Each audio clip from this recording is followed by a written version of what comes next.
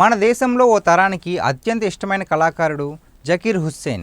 వహ్ తాజ్ అంటూ ఆయన ఓ టీవీ ప్రకటనలో చేసిన తబలా ప్రదర్శన, దానికి మించిన ఆయన చెప్పిన డైలాగ్ కొన్నేళ్ల పాటు మారుమోగిపోయింది.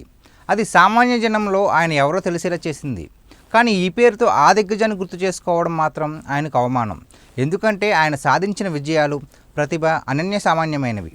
తబలా కళాకారుడు అంటే ముందుగా గుర్తొచ్చే పేరు జకీర్ హుస్సేన్. ఆయన అమెరికాలో చనిపోయారు. మృత్యువుతో తుదికంట పోరాడి కన్నుమూశారు.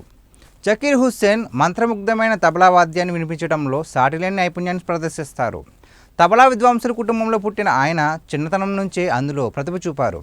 11 ఏళ్లకే ప్రదర్శనలు ఇవ్వడం ప్రారంభించారు. 1969లోనే ఆయనకు అమెరికా యూనివర్సిటీ డాక్టరేట్ ప్రదానం చేసింది. మ్యూజిక్ ప్రపంచంలో ఆయనది ఓ ప్రత్యేకమైన శైలి. మొదటి ఆల్బమ్ 1991లో విడుదల చేశారు. గ్రామీ అవార్డును కూడా సాధించారు. సుదీర్ఘకాలంగా అమెరికాలో స్థిరపడిన ఆయన కుటుంబంతో సహా అక్కడే నివసిస్తున్నారు.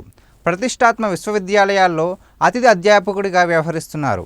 అయితే ఆయన మాత్రం తన మ్యూజిక్ ఆల్బమ్ కన్నా ఓ టీ పొడి కంపెనీ ప్రకటనతో ఇప్పుడు 40 ఏళ్ళలో ఉన్న దేశ యువతకు బాగా పరిచయం. ఆ హెయిర్ స్టైల్, ఆ తబలా నైపుణ్యం అందరినీ ఓ ట్రాన్స్లోకి తీసుకెళ్ళింది. అందుకే జకీర్ హుస్సేన్ అందరూ స్మరించుకుంటున్నారు.